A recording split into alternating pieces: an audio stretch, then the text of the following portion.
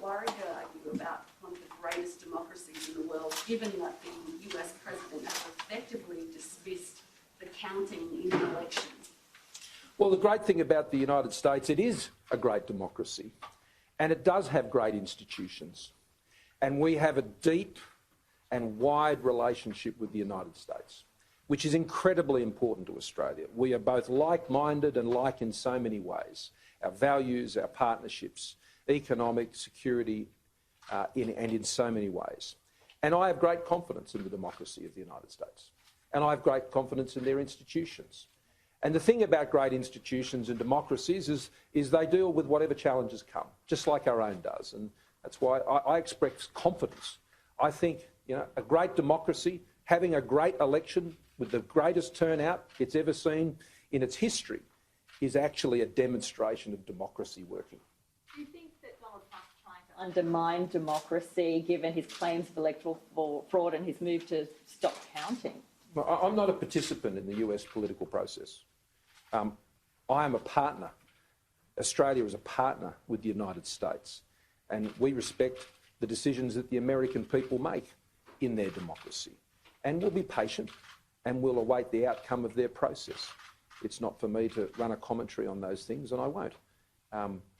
I work with the President of the United States as the Prime Minister of Australia, and I've enjoyed a very productive working relationship with the President.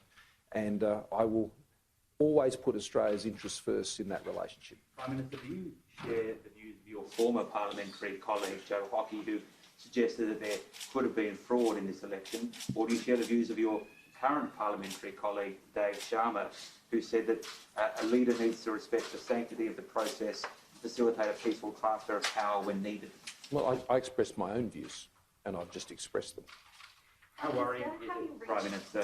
Have you reached out to Donald Trump or Joe Biden?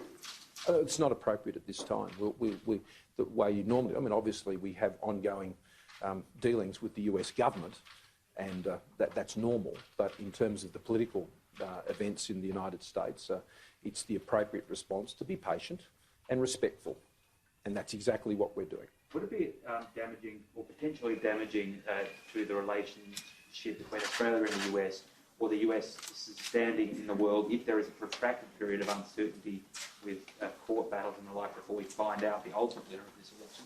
What is always damaging is speculating, and so I don't propose to do that.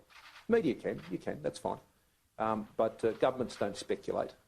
We have relationships, and we act with respect to our partner countries and particularly allies.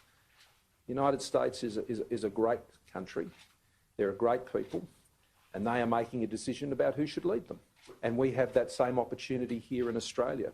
This is a democracy that has withstood the demands of centuries, and I have no doubt it will continue to prevail and continue to be a great partner for Australia. At a time of particularly high stress around the world, though, would it not add more difficulty to Australia negotiating with the US if there is a period of protracted uncertainty?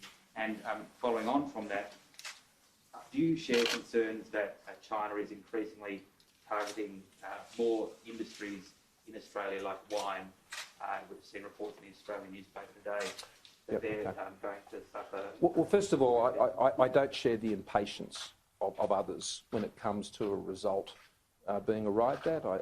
By that I mean the speculation in the media and the commentary around that. I think it's important just simply to be patient. And there will be a result, and we'll soon know what that is, and then we'll be able to provide the appropriate recognition of that and get on with what is an amazing and wonderful and very important relationship with Australia. On the other matter that you've raised, I simply note that that is not what China has said they're doing. China has denied that is what they're doing, and I can only take that at face value out of respect for the comprehensive strategic partnership we have with China, and to work through the channels that we have under that relationship to address the issues that have arisen. Now, those issues are matters that the Trade Minister and I obviously have concerns about, and are working closely with industry to pursue the appropriate channels within the relationship to seek to get some clarity and some resolution of those. But I simply note that what you've suggested is something that China has denied. And so that, I can only refer you to what they've said they're not doing. And on that basis, I will take that at face value and will continue to work through the processes. Thank you all very much.